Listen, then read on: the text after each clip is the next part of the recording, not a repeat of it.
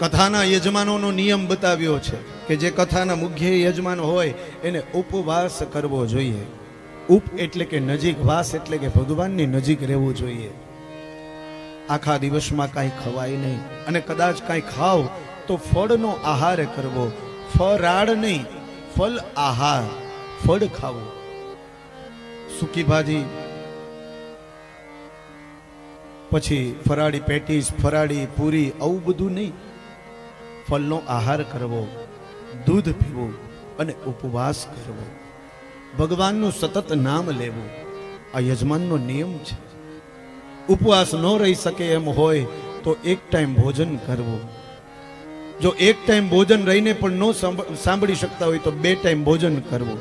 ભલા માણસ 4 ટાઈમ ભોજન કરવું. ભાખરી ખાઈને પણ ભગવાનની કથા સાંભળી લેવી, એમાં કાંઈ વાંધો નહીં, પણ કથા સાંભળવી.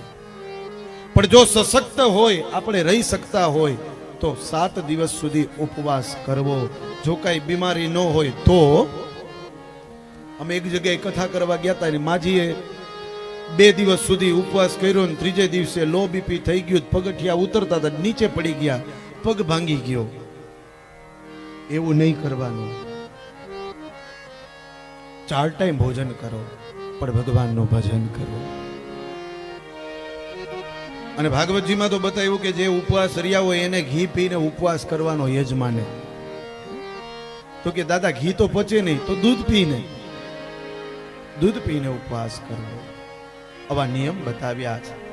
બહારનું કાંઈ ખાવું નહીં, બહારનું પીવું નહીં, જમીન ઉપર સૂવું, વાળ કાપવા નહીં, નખ કાપવા નહીં. આ બધા યજમાનોના નિયમ બતાવ્યા છે.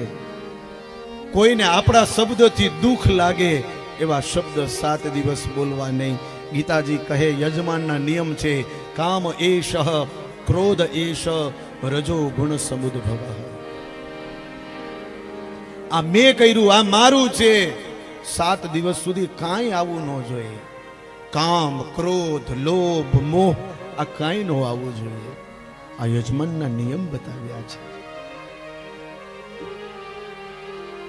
સત્યનું પાલન કરવું, પવિત્રતા રાખવી, દયા રાખવી, આ બધા યજમાનના નિયમ બતાવ્યા છે. અને 7 દિવસ સુધી ભગવાનનું ભજન કરવાનું.